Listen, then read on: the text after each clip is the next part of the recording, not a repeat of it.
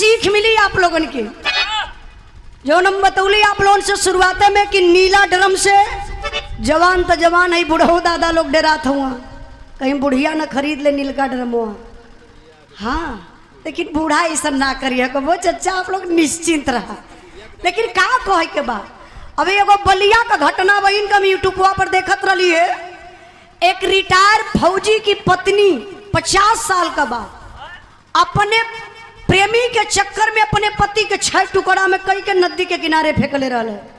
शकल देखबा तो देखे लाग ना, शरीर देखबा तो भैंस नियर मोट बा। अब केकरा पर विश्वास कइल जा? समय का दोष दिहल जा कि इंसान का दोष दिहल जा कि लोगन का मानसिकता कितनी बदल गई कि अपने पति के प्रति जहाँ प्यार होके के चाहिए वहाँ नफरत हो जात बा झूठा प्यार के चक्कर में। हमार भी रहा चच्चा हो हास रस के, लेकिन शुरू से अंत तक सुनी है तो आप लोगन की एक सीख मिली कि पति पत्नी का रिश्ता कैसन होके के चाहिए, पति पत्नी का रिश्ता कैसे मजबूत होला। तो जेकर बियाह भैल बा ओके तो खूब कामे आई भी रहा, और जेकर बियाह ना भैल बा जीतू भैया वो तो दिल दिमाग से एकदम बैठा ले दिमाग में कहीं खतरा होके वाला ना हो। तो आई एक लाइन पर ध्यान दे, कहना बाका चला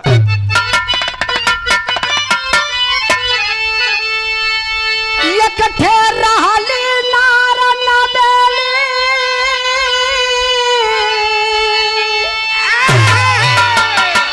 मन भर एक नंबर अलबेली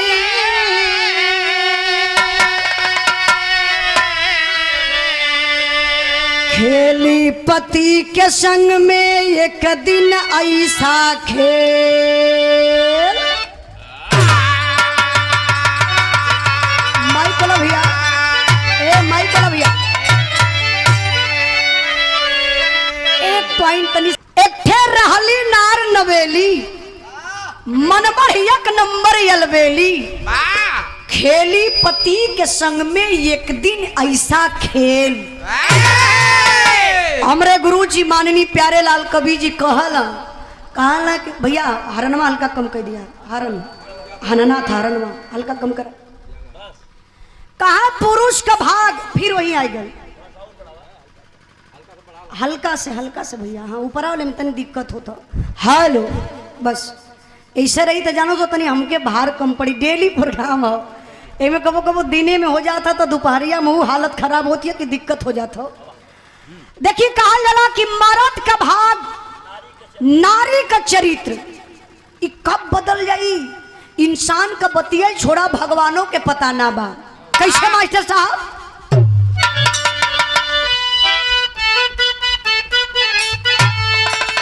और दुनिया में साधु संत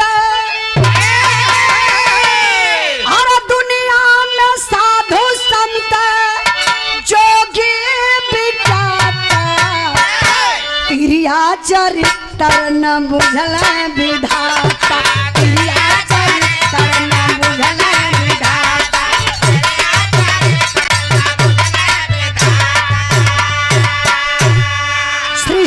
की रचना की संचालक नारी जब जब पड़ी है ओ पुरुषों पे भारी। पुरुष भी कहा कम है रहते विजेता नहले पे दहले का उत्तर है देता।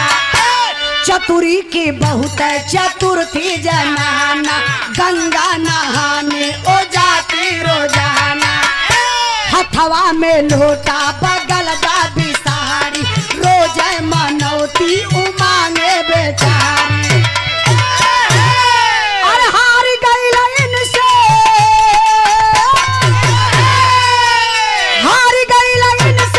बड़ जाता तेरिया चरित्र न बुझल विधाता तेरिया चरित्र न बुझल विधाता तेरिया चरित्र न बुझल विधाता।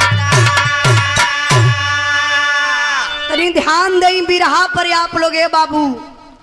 गांव का एक चतुरी नाम के आदमी बड़ा पतील सा रहना बेचारू। लंबाई उनकर रहल हो 6.5 फीट। लंबा तंबा मर्द, लेकिन पतिल इतना रहला कि गौवा वाले मारे मजाक में लोग कहें कि देखा चतुरी पहलवान जात हुआ। चचा चचा, अच्छा हाँ निकल जा घरे, गोरुओ बछरू हुई है घरे, पोता के ना खेलेबा तो पतो ही सुबेरे का डटबो करी। गल ना बुढ़ाई ना देखत हुआ, रात भर रहे चनैनी सुन के वत हुआ, निपोरा यार ना जनी है कया रात भर चनैनी सुन के वत हुआ।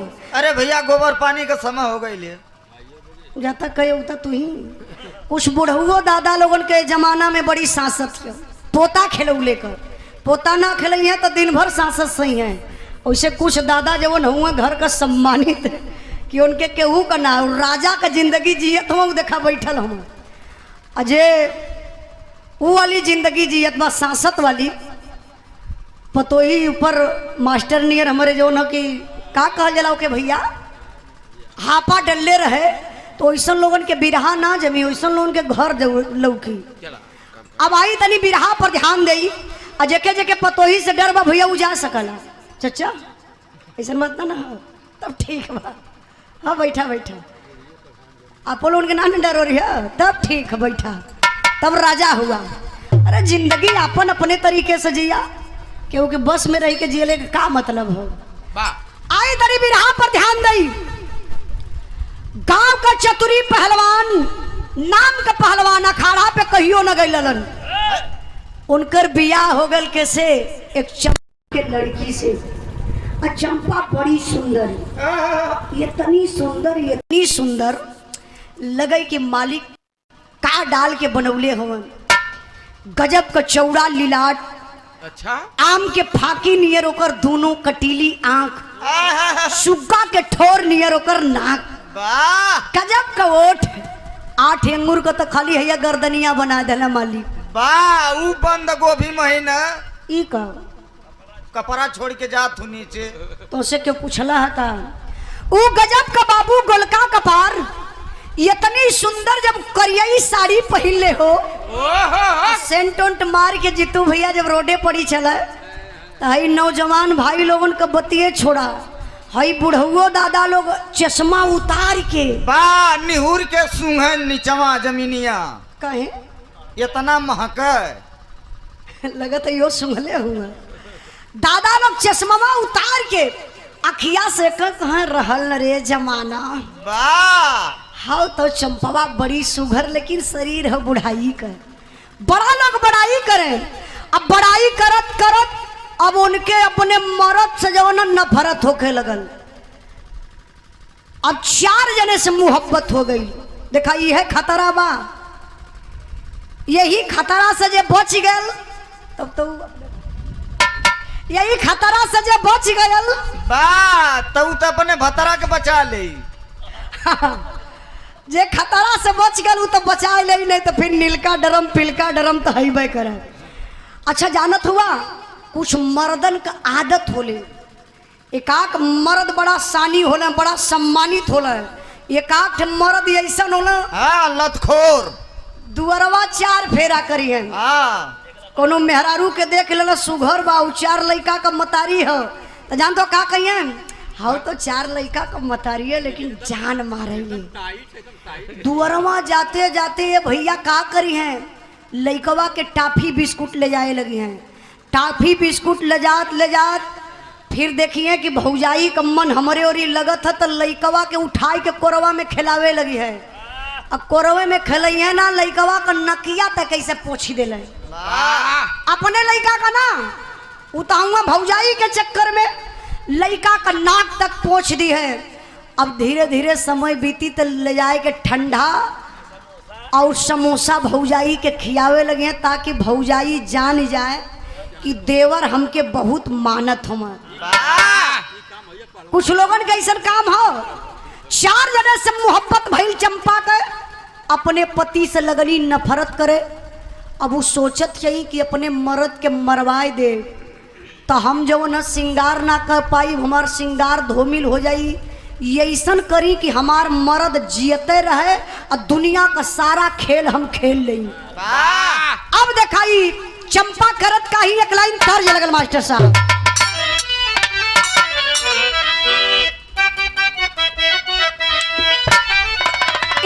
दी तर्जमा कैसे? अरे झकोरा मार झूलानी, अरे झकोरा मार झूलानी है साड़ी लहरा हो झकोरा मार झूलानी साड़ी लहरा हो झकोरा मार झूलानी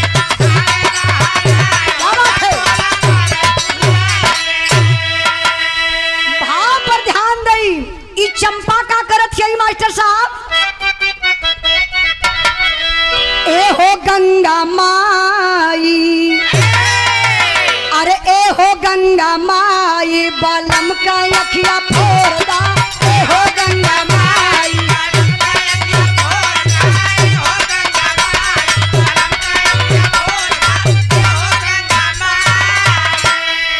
अरे होई जाऊ आन्हर नयन का ज्योतिया छोड़ला, ए हो गंगा माई बलम का अखिया फोड़दा, ए हो गंगा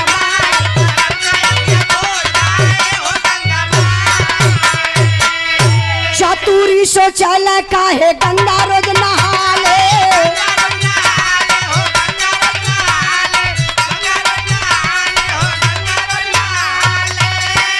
ये कदी न छिपला जाके गड्ढा खोदी खाले,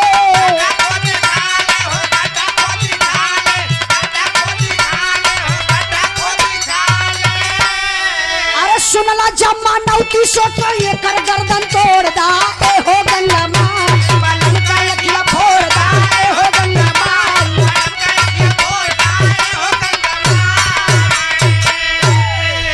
देखी आप लोगन के भी मेहरारू व्रत रहत हुईहन, मनौती मानेली,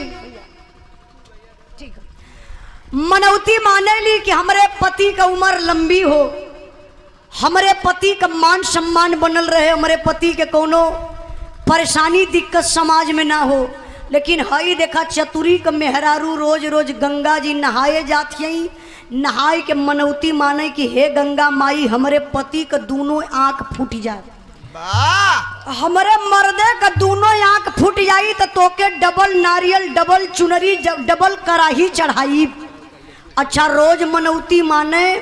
एक दिन संजोग से बाबू चतुरी सोचले कहो हमार मेहरारू कुछ दिन से ही न हमके मानत बा न टाइम से खाना पानी देत बा, और रोज रोज ही गंगा जी नहाए सुबेरे सुबेरे निकल जात हो। एक दिन चतुरी गईले वही गड्ढा खोद के नदिया के किनारवा बैठ गईले, और जब ही नहाए के चंपा मनौती मनली कि ये गंगा माई बलम के अखिया फूट जाए। अरे चतुरी सुन ले बाबू उनकर तो दिमकवे चकराए गल, कहाँ हमार मेहरारू हमार आंख फुटले का मनौती मानत बा, मनवा त करत बा ये झोटवा पकड़ के डुबाई दे यही पनिया में पड़ल रह जाए। लेकिन कहले कि मेहरारू हमार बा रहमन तनी देखी इ मनौतिया मान के हमार अखिया फोड़ के करे लेका। चतुरी दिमाग लगौल देखा, यही से कहा जाला कि मर्द लोगन के दिमाग बड़ा तेज होला। ऐसे ऊपरा मुहा कई के आवाजिया चेंज कैलन, कहले बच्चा तुम्हारे पति की आंख फूटेगी लेकिन एक काम करना पड़ेगा। कौन काम करे के होई? तर्ज मास्टर साहब बदल गई, यही रुकल रहा। ये देखी बिरहा पर आप लोग ध्यान दें, बिरहा कहाँ पहुँचल भैया?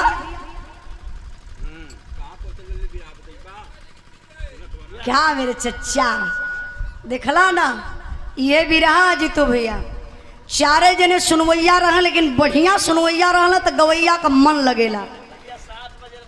अब भाई देखा हमके तो लगा तो कुछ बरतिहा लोग हुआ कुछ घरतिहा लोग हुई हैं। जौने समय बारात मालिक गल हुई हैं कार्ड छपवा बदे, तो सब कुछ लिखौला के बाद नीचे पोस्ट में लिखा देलन कि आप हमारी बारात में आकर के हमारी बारात की शोभा बढ़ाएं। आई कहीं ना लिखौले रहलन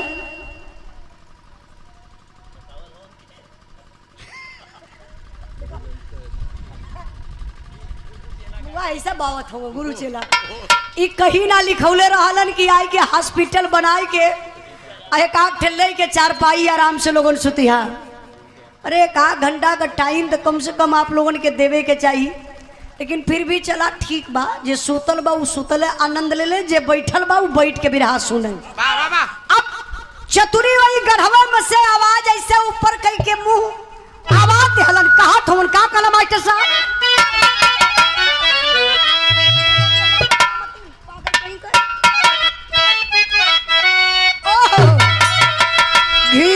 खिचड़ी खियावा, घीव खिचड़ी खियावा, पिया के अपने घीव खिचड़ी खियावा।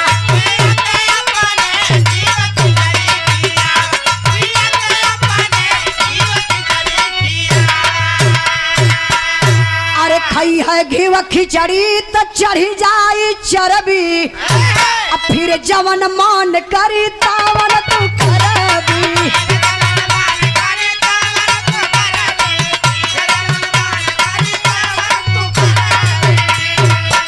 अरे घीव खिचड़ी गोरिया खिया दिहली ऐसा,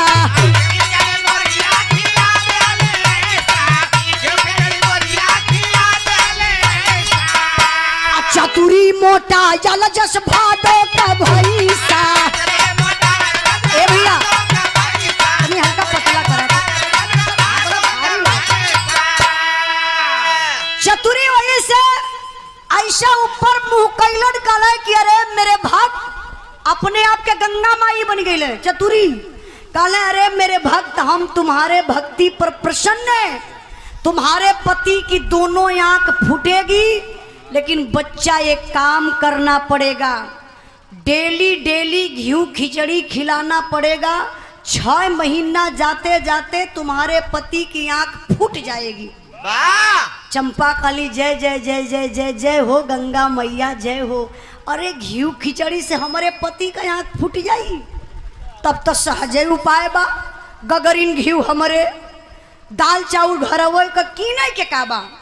ए भैया अली चंपा घरे तुरंत खिचड़ी बनौली, 4-5 चम्मच घी डलली, अपने पति चतुरी के खाए के दली। जब चतुरी घी खिचड़ी खैले कहला हाय गंगा मैया, अवले हम खाना बिना तरसत रहली माई, तोहार बहुत बड़ी कृपा भइल कि अब हम भोजन मिल जात हो।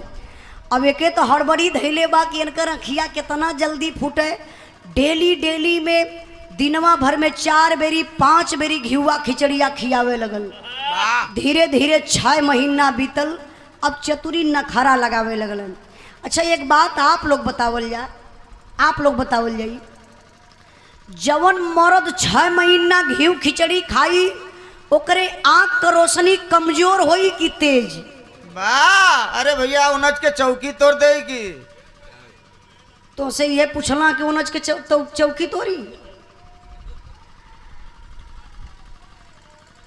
जवन मर्द 6 महीना घी खिचड़ी खाई ओकर ताकत दुगुना हो जाई, अखिया से कमो लौकात होई तो तेज लौकाए लगी। अब तो चतुरी के खूब लौकात बा, हिष्ट पुष्ट शरीर भी हो गई। अब चतुरी बहाना कैले, देखा मर्द का दिमाग कैसा खिया रगड़त हुआ। कहना चंपा को कुछ दिन से जब से घिउआ खिचड़िया खात हैला हमरे अखिया से कुछ कम लौकात है। तो चंपा का कहती जय हो गंगा मैया, ममऊ के आँख फूटत है, अब तनी घिउआ खिचड़िया और बढ़ाए के खिया दे, जल्दी से फूट जाए, एकदम फूट जाए।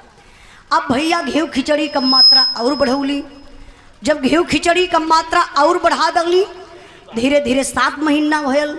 अब चतुरी एकदम बनावटी आन्हर बन गई। काला चंपा अब हमारे अखिया से एकदम ना लौका था।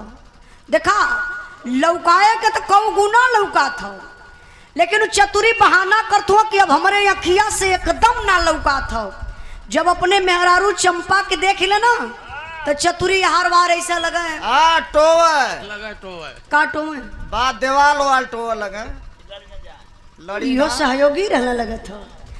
अच्छा अपने मेहरारू के देख के चतुरी हर बार लगा ऐसा देवलिया धाई के चले, कबो कबो हो तो अपने आप ऐसा गिर जाए ताकि चंपा ये समझ जाए कि एकदम आन्हर हो गई है। चतुरी कहले ये चंपा अब तो हिम्मत हारी गई, अब एकदम लौकात ना हो, हिम्मत डोले भर के ना बा, अब हमार कुल क्रियाक्रम घर में होई। चंपा कहली ठीक बा कौनो बात ना बा, हम तोहर मेहरारू हैला, तोहरे खातिर हम जवन ना करे के चाहिए तवन कह दे। देखा बनावटी बोलत बा, ई कैसन पति पत्नी का रिश्ता।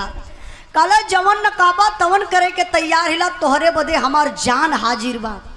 धीरे धीरे समय बीतले बाबू, अब एक दिन का बात बा, अब एक दिन का बात का बा मास्टर साहब, तर्ज बदल गई बा।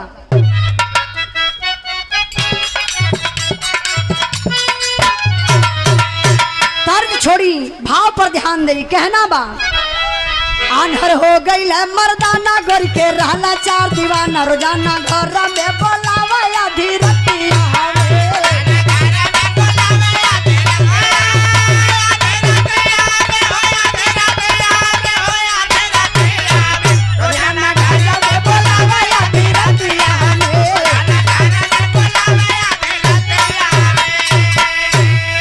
चतुरी देख सब तमाशा गोरिया काटे खो चतुरी देख सब तमाशा गोरिया काटे खो बतासा भाषा चतुरी समझे खोट बनी रतिया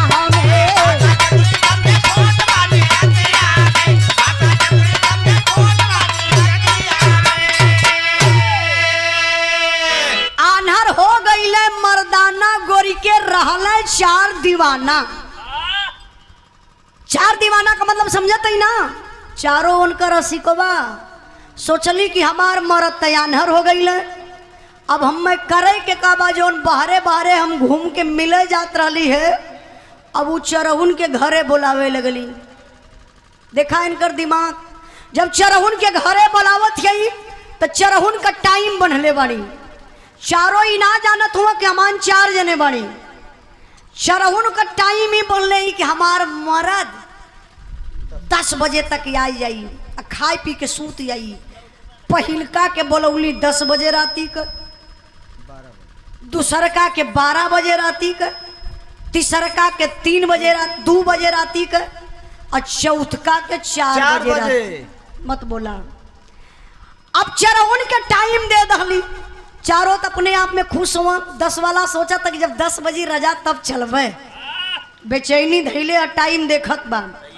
12 वाला सोचा था कि वही 12 बजल ना 12 बजी तब चलबे 2 वाला अपने आप में सोचा था सरवा कितना जल्दी 2 बज जात के हम जाई चंपा से मिल रही यार चतुरी कहल जला कि जियत माछी कौनो मर्द हो चाहे मेहरारू कभू घोट ना पाई चाहे मर्द का मेहरारू बिगड़ जा चाहे मेहरारू का मर्द बिगड़ जा बाबू बड़ा मुश्किल से जिंदगी बितैले आज चतुरी सोचत हम कहो कितना दिन से देखत थैला हमके आन्हर बनाए के आई चर्चर मिलन के घर में बुला लेथियो चतुरी दिमाग लगौना कहना एक काम करी चंपा से कहना ये चंपा आज हमार बड़ी तबीयत खराब लगत बा पेट में दर्द बा हमार चरपैया यही दलनिया में डाल दे तू और वह मोटका मुसरवा हमके दे दे तू चंपा दलानी में तो खटिया डाल दली मोटका मुसर जब मंगला तो चंपा कहती कि कहो बौरहा तू मोटका मुसरवा का करबा चतुरी कहला तू बौरही ना जानत हऊ रतिया में इतना कुत्ता अवेल है कुत्ता कुत्ता का मतलब समझती आप लोग ना इंसानी कुत्ता एक ठे तो है कुतुआ से होला जानवर वाला एक ठे बुरा मत बनिया एक ठे इंसानी कुत्ता भी होला उनकर भूखे का कमवे होला रातों न देखिए दिनों न देखिए केहू के घर में घुस जाई हैं अब का कैलन दलानी में सुतले रात का टाइम मोटका मूसर होई अपने मुड़वारी धैले हुआ चतुरियो टाइमिए देखत हुआ कि राम कितना जल्दी 10 बजत अब 10 बज गल भैया जीतू भैया 10 बजल पहिलका जने टी शर्ट पहनले हाफ चड्ढा पहनले सेंट उंट मरले आ जुल्फी झारत का चलत हुआ तुमसे मिलने का दिल करता है रे बाबा यार चतुरी मूसर लेके जो हो तुम आ रे बाबा तुमको पीटने का दिल करता है रे बाबा इधर इंतजार करते हो कि यार रे बाबा वहां से वो चलत हुआ कि तुमसे मिलने का दिल करता है रे बाबा पहिलका जने चल आ जैसे ही दुआर डाकत हुआ बाबू तो होत का बा मास्टर साहब अरे गोलगप्पा चाभा चारो चोरवा मूसर लगल पीठ पर टूटल सस्ता डोरवा हो डोरवा हो डोरवा गोलगप्पा चाभा चारो चोरवा अब तक चतुरी उठौने मूसर अब पहिलका जने दुआर डाकत हुआ 6-7 महीना के घी खिचड़ी खाइल शरीर में जो सब न भरल बा हो ऐसे तान के मूसरा चतुरी कले मूसर में राम नाम सत्य है। ओके बाय बाय टाटा बा खत्म। 100 खत्म। वो फिल्म हाल रहल का। बा उसे बढ़िया हाल है। अब पहिलका जना तो खत्म हो गईलन। वह चाचा समझावा नहीं तो बहुत कहियो बुरा हो जाई। अब पहलवान आदमी है पकड़ना टंगरी और टंगरिया पकड़ के हो जैसे गेना उना ना लोग फेंक दिला ऐसे ऐसे चतुरी लोग आवत हो कहला ए जो हराराम कर वही दलानी में फेंक दल। पहिलका जने तो खत्म हो गई ना। बचल कई जने हुआ। हाँ, चाचो ध्यान दे रहे हुआ। चाचा का तो 3 जने। अब 3 जने बचल हुआ। देखा है ना लो उनका हालत का होती है मास्टर साहब।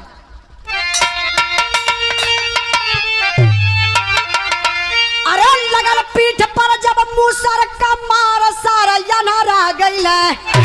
तीसरा जाने यंदा दहिया चार सारा यना रह गइल।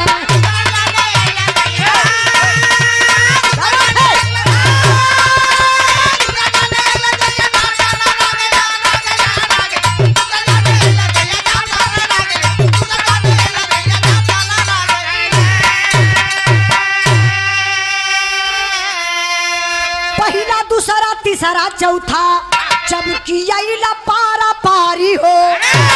मुसर से मारी मारी के देहाला लाश पसारी हो। तबल जागल घरवा मसनार सारा यना रह गइला। कहाला चतुरी करी आपस में मार सारा यना रह गइला।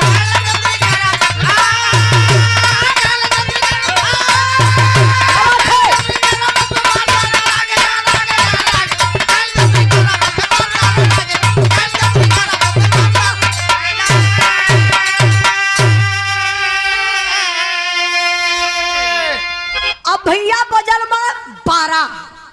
जब 12 बजल तो दूसर का जने पोजीशन बनौले हैं। कलम 12 बज गल अब चली चंपवा इंतजार करत होई। और जैसे ही हो दुआर डकल भैया चतुरी के नींद आवत हो। मुसर उठौले मरले तान के कले कई बीचवा खोपड़ा पर मारा और खपड़िया झोनी हो। हमरे मास्टर नियर देखा कहा तो नारियल नियर अंधिना जाए। एक आख लग जाए तो रहू साफे हो जाई। ऐसा लगता है नारियल नियर। अच्छा तो दूसर को जने के मार के ऐसा टांग पकड़ के मारा दलानी में फेंकला काला धीरे धीरे भैया बज गल 2 बजल तब तीसरका जने चलल है। और जब तीसरको जने चलना जैसे ही दुआर डाकत हो तबले चतुरी तान के मुसर मरले बीचे खोपड़ा पर बाबू नारियल नियर पक दे खोपड़ा फटल।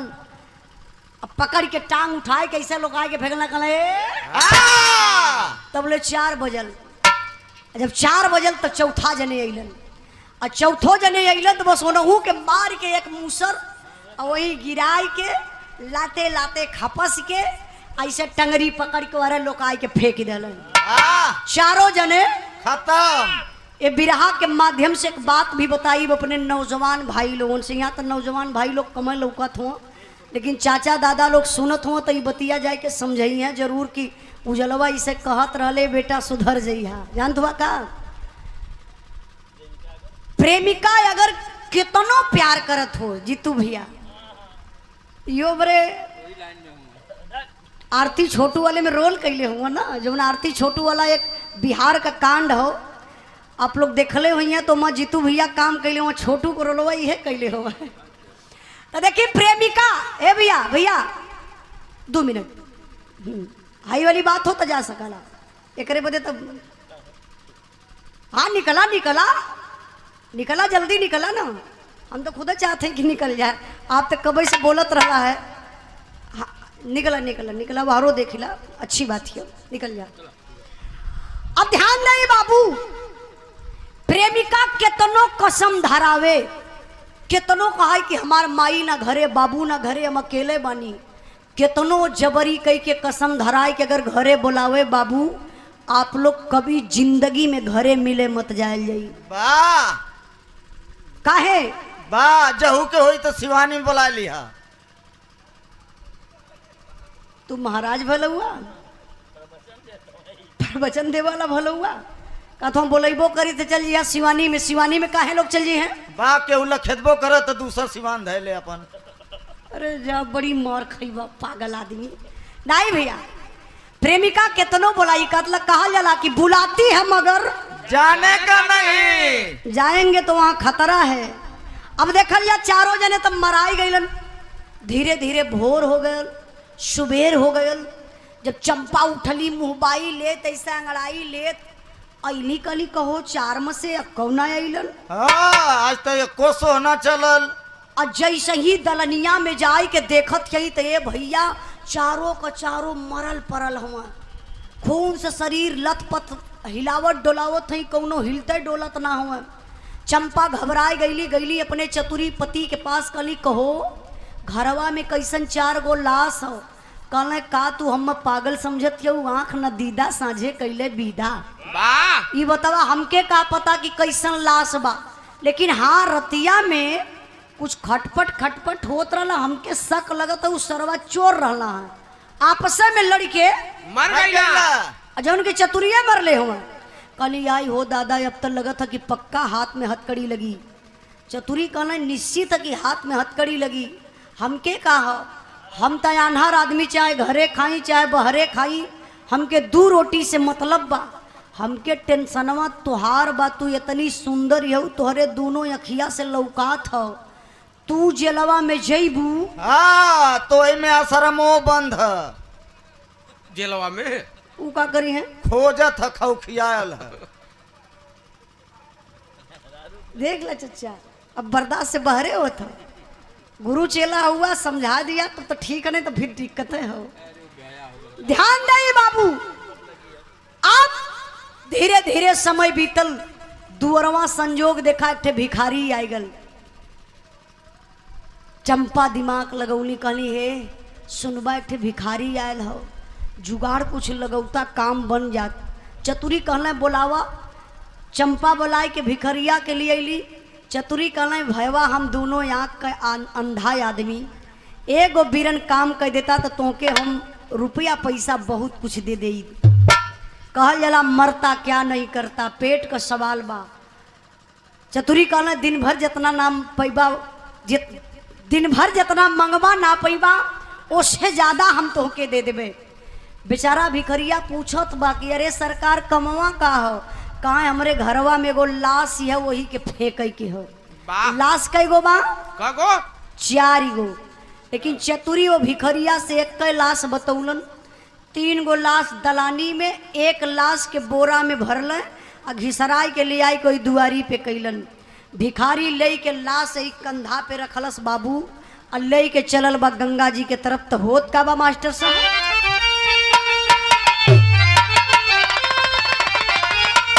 अरे आग का जराला दादा बाई मिल जाला भैया।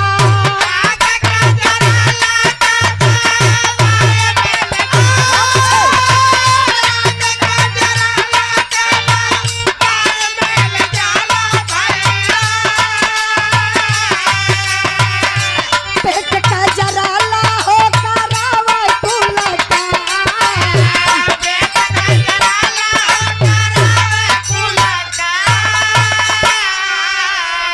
अरे ये कमुर्दा लेके भीखा मंगा चाल भैया भैया।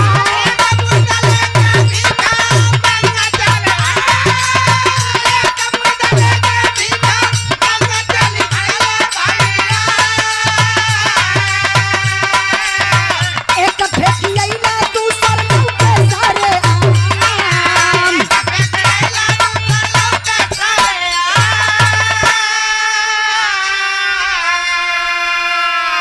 ध्यान दे बाबू।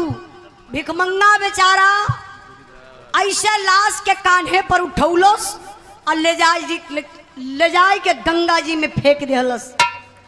अब फेंक के भिखरिया उते बा और वही रस्तवे में बा। और तब ले चतुरी दूसर की लसिया के सेम ऐसे बोरा में भर के लिया के दुआरिया पे कैलन। भिखारी आल कलश भैया जौन देवे के तोन दा हम चली। चतुरी कहल अरे मर्दे तुम मजाक करत हुआ। भिखरिया कहल मजाक मतलब कहाँ लसिया ले गईला तू गंगा जी में फेंके बदे और लसिया हमरे घरे वापस आई गई। भिखरिया कहल से भगवान लसिया तो हम गंगा जी में फेंकली, कैसे चतुरी के घरे आ गई। भिखारी समझ ना पौलस, बेचारा दूसर कियो लाश उठौलस ले जाए के गंगा जी में फेंक देहलस। अब कैलाश बचल दू ठे। अब फिर भिखारी ले जाए के फेंक के उतर रस्तवे में, तब तीसरकी लसिया सेम बोरा में भर के घिसराए के लिए के दुआरिये पे कैलन। अब भिखारी दुआरे आल कल सरकार हमार दा हम जाई। चतुरी कल अरे मर्दे का बेवकूफ बनावत हुआ। भिखरिया कलस मतलब कहा तू लसिया ले जाए के कैसे फेंकत हुआ कि लसिया हमारे घरवा में आ जात हो। भिखरिया जाए के देखा तो दुआरिया पे सेम वैसे बोरा में लाश, बोरवा खोलत तब न चेहरा से पहचानत। भिखरिया कलस राम हम तो लसिया गंगा जी में फेंकत हिला, कैसे चतुरी के घरे आ जात हो। बेचारा तीसरकियो लाश ले गए भिखारी गंगा जी में फेंक देलस। अब बचल कैलाश एक लाश। अब ये लाश के ले के यही कान्हे पर धैले बा और ले के गुस्सा में लाल भिखारी चलत बा। तबले तक गजब हो गल मास्टर साहब का। अरे चौथा लेके चालल भारल गुस्सा मानवा में भैया।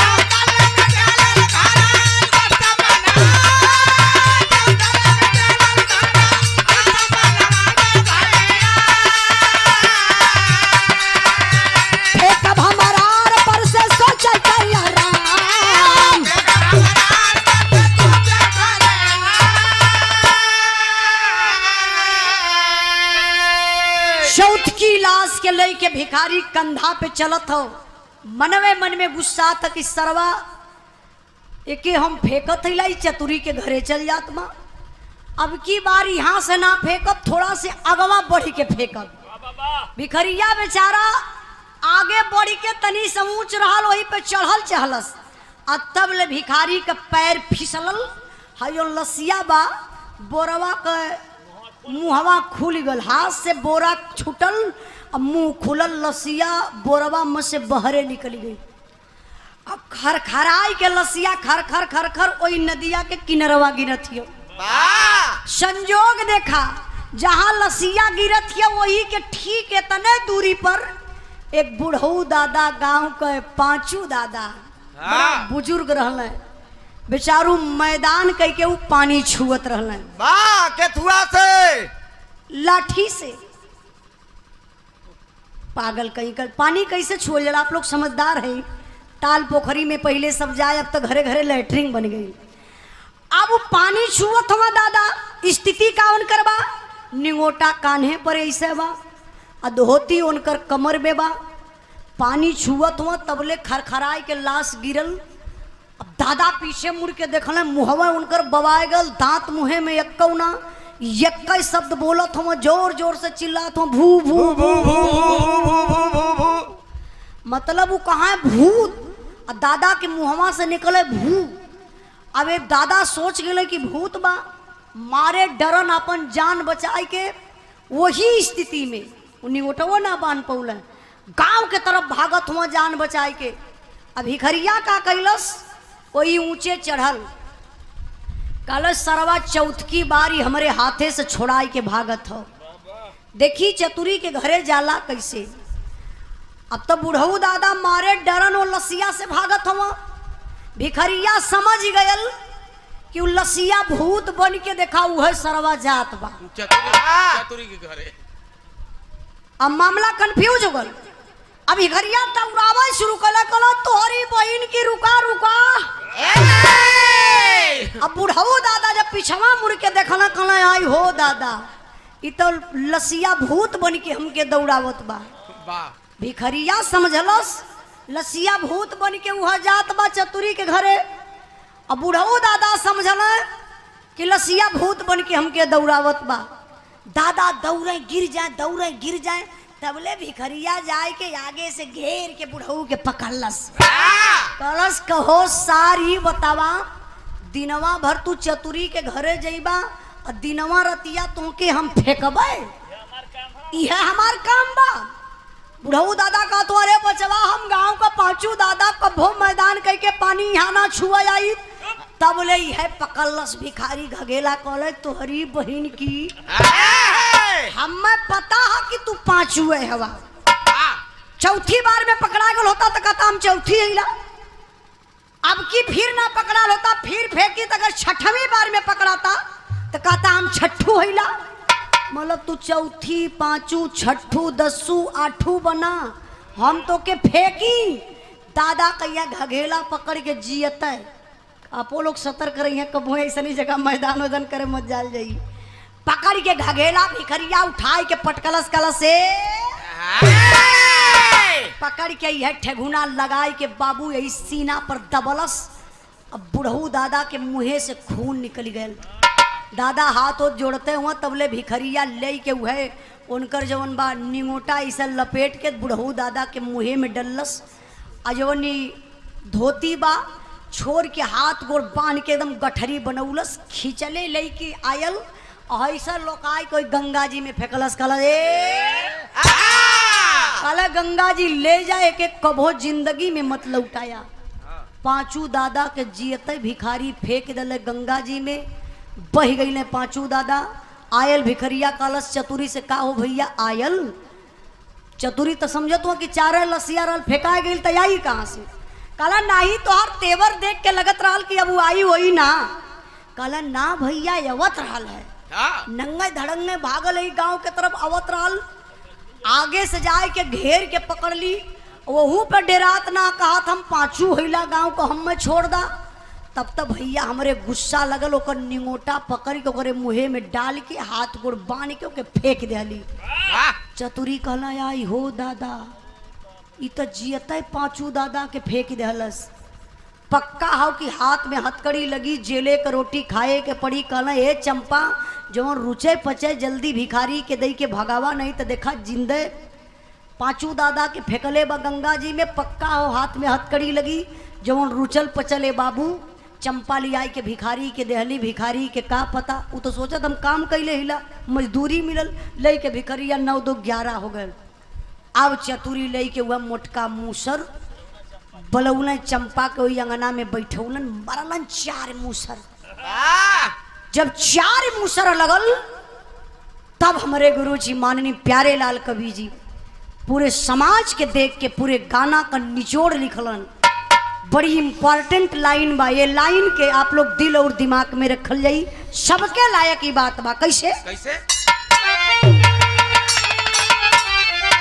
अरे गलत कर जब नार असर तम मरदन पर परे, मरदा गलत कर असर गोद के लंकन पर परे।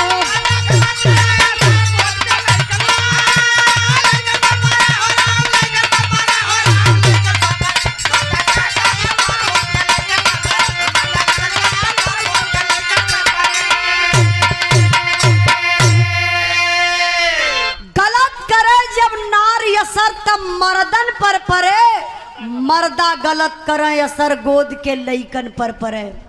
ध्यान से सुनिएगा बाबू, ई कोनो बात ना बा कि खाली मेहररुए गलत करेली।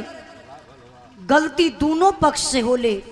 एक हाथ से ताली कबो ना बजी जब तक कि दोनों हाथ आप लोग ना लगई हैं। जितना गलत मर्द उतने गलती मेहरारू को होले। आप लोग अपने टोला पड़ोसा में देख लिए हैं, अगर मर्द गलत करी 100% ओकरे बेटी बेटा के आगे आई। यह लोग कहाला कि देखा एकर बेटिया बेटवा भोगत हो ना, एकर बाप बहुत गलत कैले रहल। अब मेहरारू गलत करी तो 100% ओकरे मर्दे के आगे आई। तब हमारे गुरुजी फिर लिखल, का लिखल? मर्द चाहा नारी एगो पतिया ले मान हो, चावन एगो जोड़ा राची दिहला भगवान हो।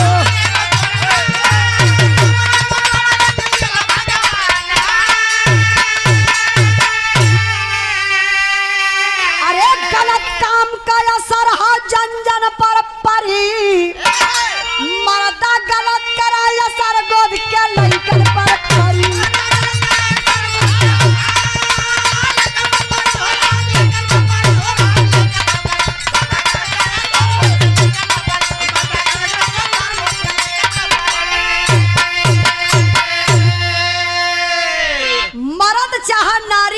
बतिया लेबा मान हो, जवन एगो जोड़ा रच दिहले भगवान हो।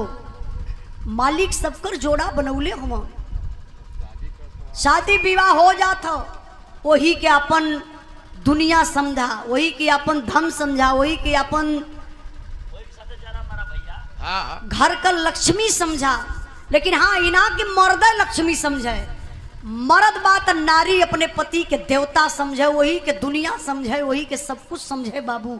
लेकिन आज का करबा, बियाह हो गल 4 साल इनके साथे, फिर मन मौजी कई 4 जने से प्यार हो गल दूसरे जने से, तो मर्दे का मर्डर करवाई के और दूसरे के साथे चल जाते।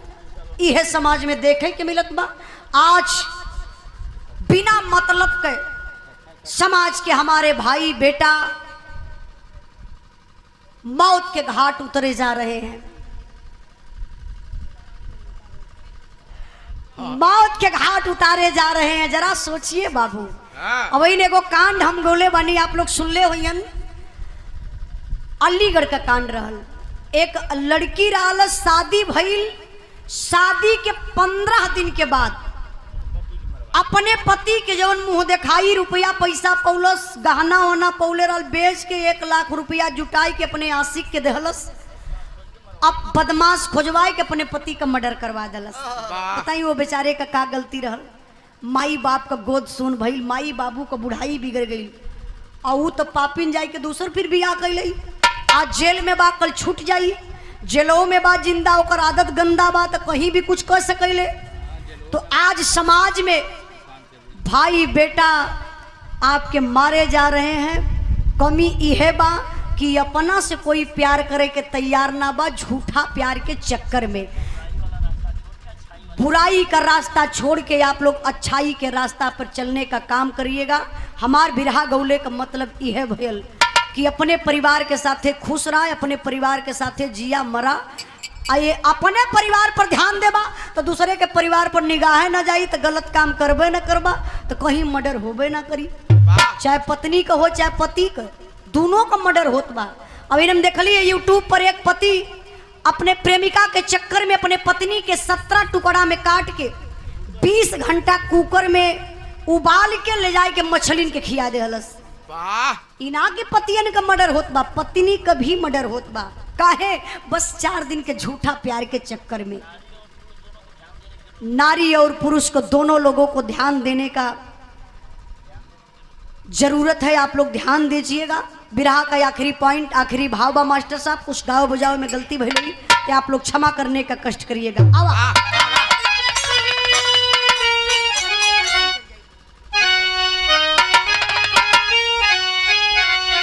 गुरु बिहारी गुरु गणेश गुरु रामलाल गुणकारी, स्वर्ग गए चंद्रिका कवि, मुन्ना जी बने पुजारी। अरे गोलगप्पा चा भचारो चोरवा, उजाला प्यारे लाल का कन्या घर।